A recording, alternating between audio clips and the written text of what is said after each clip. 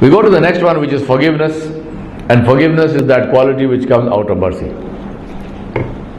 The first thing to understand about forgiveness is that forgiveness is only possible when the crime has been established. There is no forgiveness possible when somebody has not done anything wrong. Right? So if I come and tell you, please forgive me, like many of these people, they send this when they're going for Umrah or before Ramadan or something, this message or WhatsApp. If I have done anything, forgive me. What is the meaning if I have done? Have you done or have you not done? If you don't even know whether you have done or not done, what are you asking forgiveness for? So forgiveness, the question of forgiveness arises only when the guilt or the crime or the offense has been established. The reason I am saying this is that many times, if you tell somebody, first forgive the man. Maaf kar de. So what do people say? Mune kara na. अरे करा बोल के माफ करो, तो नहीं करा तो माफ क्या करना? People say, no, but he did know, he harmed me. That is why we are saying forgive. If he had not done anything, what are you forgiving? So forgiveness happens only when the crime or the offense has been established. Number one. Which means what? That punishment is deserved, that you can give punishment, you have the power to give punishment or to see that punishment is given, yet you choose to forgive. And that's why forgiveness is such a wonderful thing, and that is why this is the quality of Allah subhanahu wa ta'ala jalla jalaluhu. Crime is established, we have transgressed against Allah. Allah subhanahu wa ta'ala has the power to take intiqam, has the power to take revenge, has the power to give punishment, but Allah chooses to forgive. And this is the quality that Rasoolullah had. Take many examples, but take Taif. Nabi Sallallahu Alaihi Wasallam goes there. What is his intention? I am going to draw your attention when we come to Ridab al-Qadar to some of these things. So remember that. What is it? Is his intention good or bad when he is going to Taif? Good. Is his intention for himself or is it for Islam? For Islam. He doesn't have to go for himself. He is not going to Taif to create another kingdom or to get some more votes or something. No. He is going to Taif only and only for the sake of Allah subhanahu wa ta'ala jalla jalaluhu. Can you question his sincerity? Was he sincere? Did he have ikhlas? Dumb question. If the Prophet sallallahu alaihi wasallam had no ikhlas, then who has ikhlas? So all the factors. Did he make enough effort? He could have sent people at the time Rasulullah sallallahu alaihi wasallam went to Taif. Abu Bakr radhiyallahu anhu was Muslim. Ammar bin Yasir radhiyallahu anhu was Muslim. There were many Muslims in Makkah, and people who were significant people. It's not as if there were only people who had no power. There were people who were significant, highly respected, recognized. He could have sent any one of them. He could have sent a group of them, but he chose to go himself.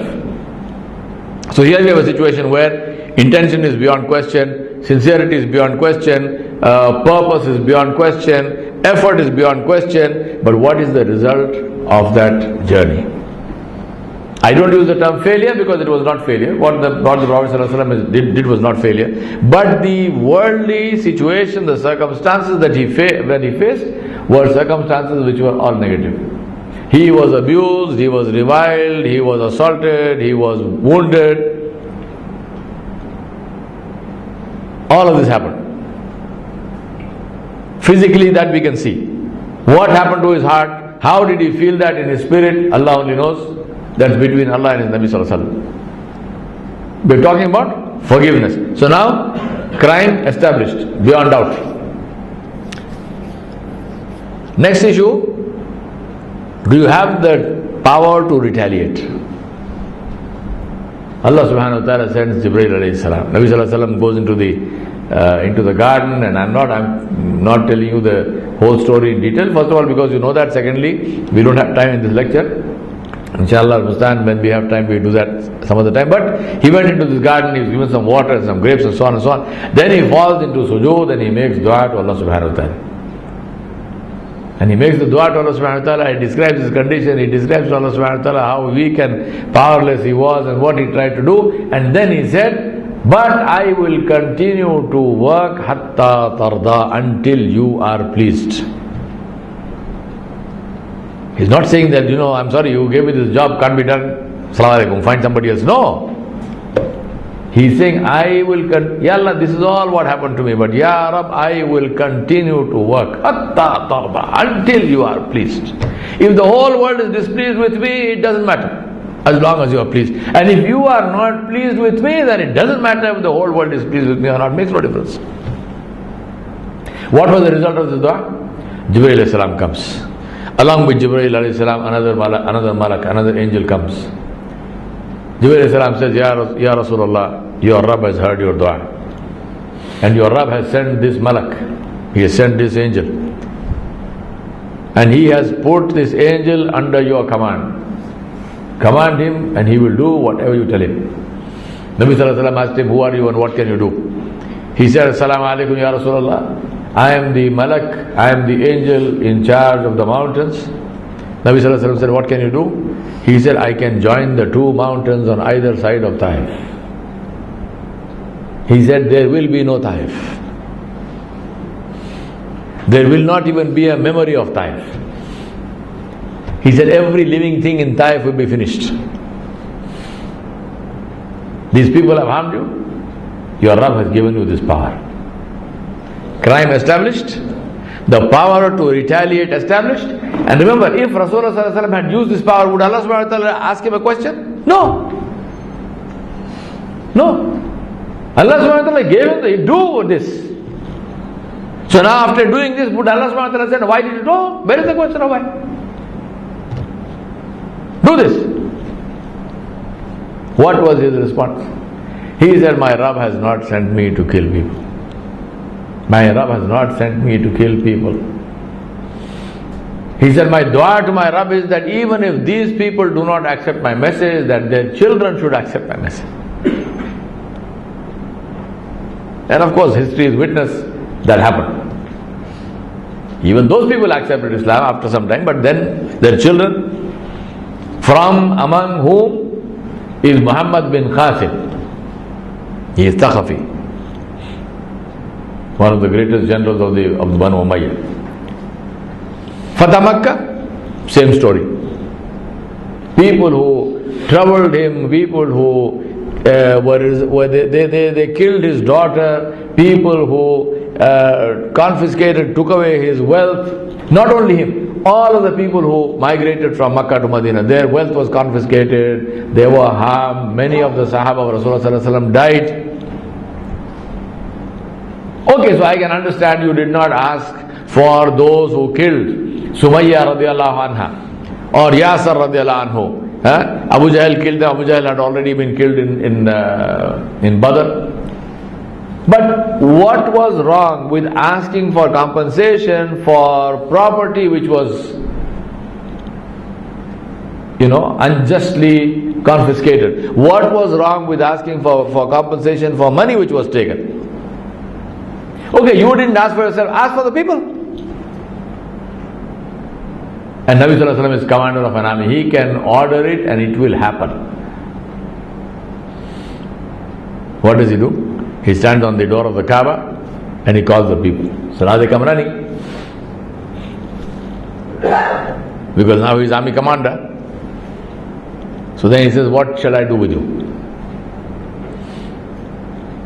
So they say, Antal Kareem, Ibnul Kareem. They said, you are Kareem, you have Izzah, and your father has Izzah. Same people who forgot all of that when they were chasing him out of Makkah. But now he has power, so Nabi Sallallahu Alaihi Wasallam said, Antumul tulaqa. Today you are free, go. He recited the ayat of Surah Yusuf, which Yusuf alayhi salam said to his brothers.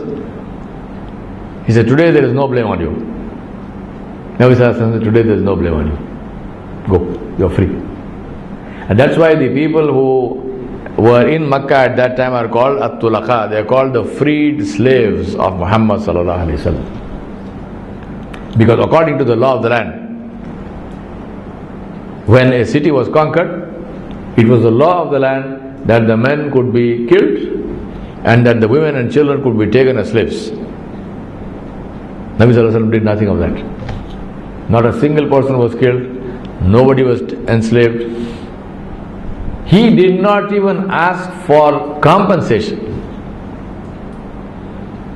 That is the meaning of forgiveness. Khalid bin Walid, responsible for not the death of one person but the death of 70 Sahaba in Uhud. 70 Sahaba. Among whom is Hamza bin Abdul Muttalib radhiyallahu anhu.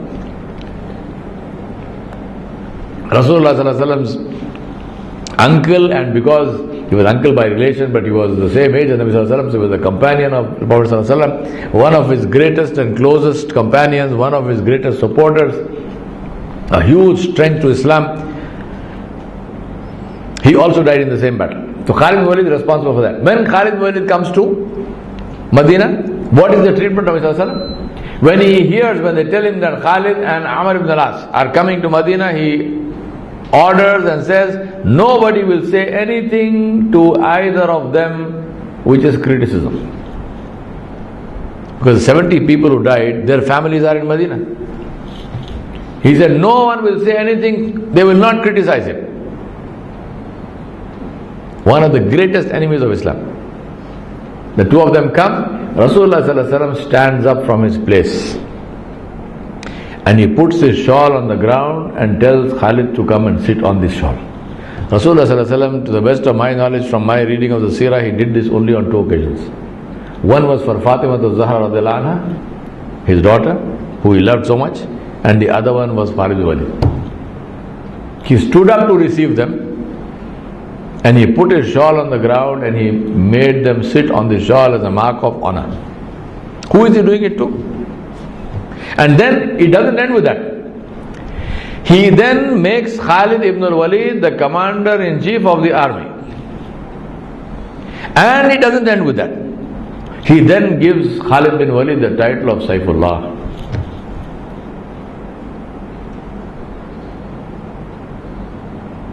And the same Khalid bin Walid, many years later, many years later, Khalid ibn Walid is dying. And he's dying in his home, he's dying on his bed. Last moments of his life. So he's crying. A friend comes to him and he says, why are you weeping? Are you afraid of death? Khalid ibn Walid says, me afraid of death? He said, I looked for death. He said, I went searching for death.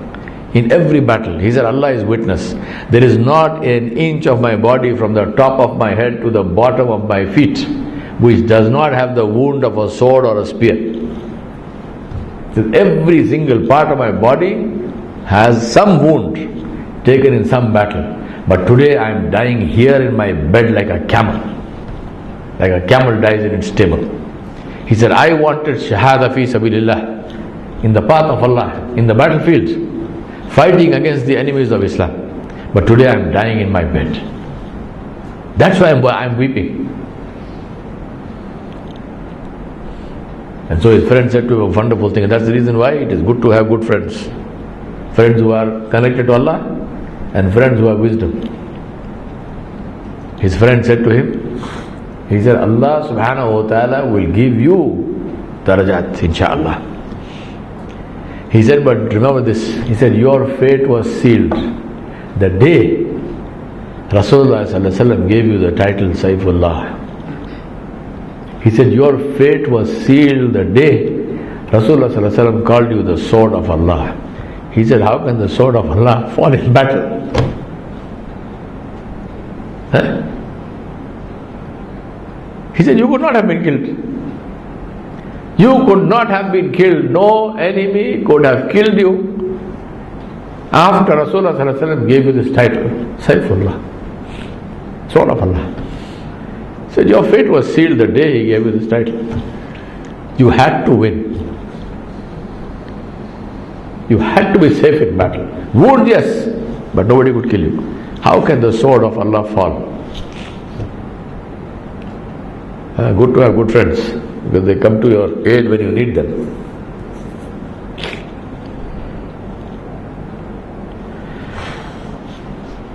Final story of forgiveness. Somebody went to Al-Wahshi radiallahu anhu. Among the Tabi'in, this is after Mirza passed away. Some young people went to him, they said, please tell us, how did you kill Hamza radiallahu anhu? Hamza bin Abdul Muttalib was not a usual person. He was one of the greatest warriors of the time. He used to, like Ali bin Abi Talib, he used to fight with both his hands. He was ambidextrous, he used to fight, he used to use two swords. He did not use a shield, he used two swords. So he was a great warrior, he was a great expert swordsman, he was a wonderful archer. When he came back from one of his hunting trips, and they told him that Abu Jahl and so on had been troubling and they had tried to harm Rasulullah, he walked with his ears, carrying a bow, he walked with his bow into the haram, and Abu Jahl was sitting there, and Hamza bin Abdul Muttalib slammed his head with the bow, and he cut him here.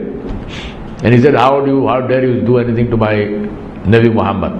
He said, I accept Islam now. La ilaha illallah Muhammad Rasulullah. Do something to me. Let me see who can do anything to me. Alone. Nobody dared touch him. So they asked him, how did you manage to kill this man? So Al-Wahshi radiallahu anhu, he said, I will tell you the story just as I told the story to Muhammad sallallahu alaihi wasallam. Wahshi radiallahu anhu was one of the people about whom Rasulullah sallallahu alaihi wasallam had passed sentence. He had passed sentence after Fatah Makkah on 7 people. And he said that these must be killed.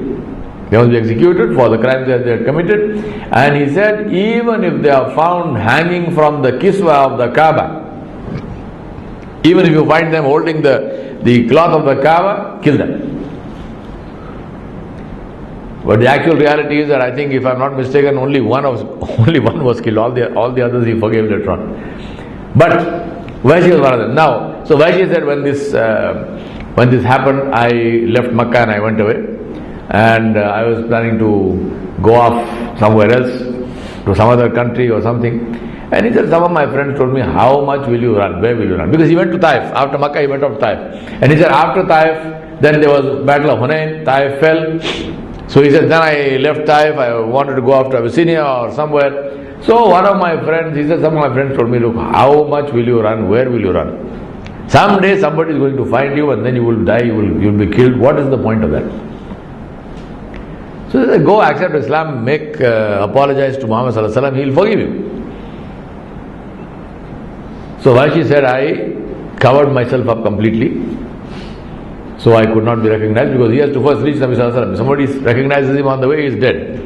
So he covered himself completely, and he said, I went and sat in front of the Prophet sallallahu alaihi wasallam, and he said, he extended his hand and he said, I have come to accept Islam. Nabi sallallahu alaihi wasallam gave his hand. Wahshi accepted Islam. Then Rasulullah sallallahu alaihi wasallam said, who are you? So he said, I removed the cover from my face. So the Prophet sallallahu alaihi wasallam recognized me. But he did not rescind his order. So he said, now he's become Muslim, so he is forgiven. He said, he recognized me. And then he asked me, how did you kill my uncle? So Wahshi said, I told him, I said, Ya Rasulullah, I had nothing against your uncle. I had no fight with him. I had nothing against you. I had nothing against Islam. He said, I was a slave. And he said, only a slave knows what is the meaning of being a slave. He said, my master, my owner, said to me, Muhammad sallallahu alaihi wasallam killed my uncle. So if you killed his uncle, and Nabi sallallahu alaihi wasallam didn't kill anybody, what the man meant was that this uncle died in Badr. So he said, if you kill the uncle of Muhammad sallallahu alaihi wasallam, I will free you. He said, Ya Rasulullah, I am a slave, for me freedom was everything. There was no way otherwise that I could be free. So this was a once in a lifetime chance. He said, I am a spearsman. In our country, in our culture, the Abyssinians said, we are very good at throwing the spear. I am a spearman. So he said, I took my spear and I went to Uhud. He said, I did not go to fight anybody. I had only one job, one purpose, which was to kill Hamza bin Abdul Muttalib. So he said, in the battle of Uhud, he said, I did not engage with anyone, I didn't fight with anyone, I didn't kill anybody else. He said, I went looking for Hamza bin Abdul Muttalib. He said, I found him in a place where he was fighting, and he said his eyes were everywhere. He was totally alert. So he said, I hid, I sat down, I crouched down behind a rock, and I hid from him. He said he was fighting a man, and he said he was fighting with both his hands with swords, and he said he cut the man across his body. The man laughed and said, you missed.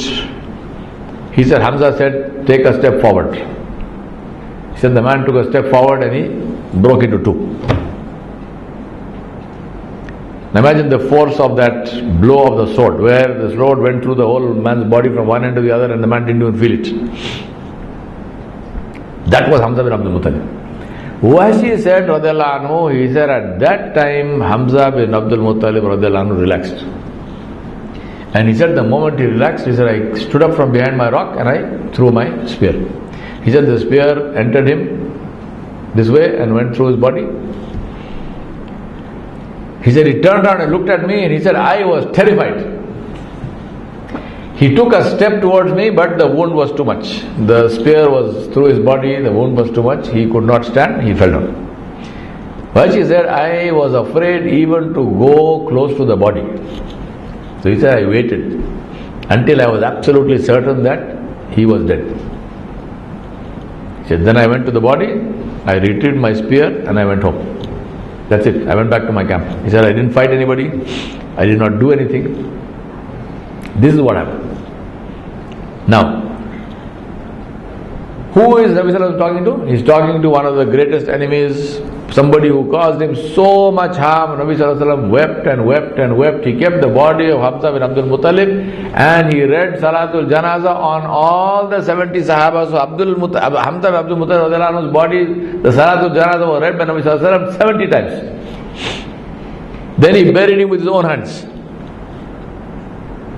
What does he say to Wahshi? Does he say to Wahshi, alright, now forgive me, now get out of my life. I don't want to see your face. Vanish. Did he say that? What did he say to him? He said to him, when you come into my majlis, he didn't say don't come. He said when you come, he said sit to the side or sit at the back.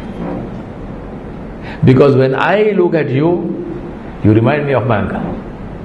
So that pain becomes new. Ajib. Even then, he is not blaming the man. Even he doesn't say, I don't want to see your face, dirty face, get out of here. No. He is talking about himself. Even then, he is not even blaming the man, even then. He says, when I look at you, it's my problem. He says, it's not your problem, it's my problem.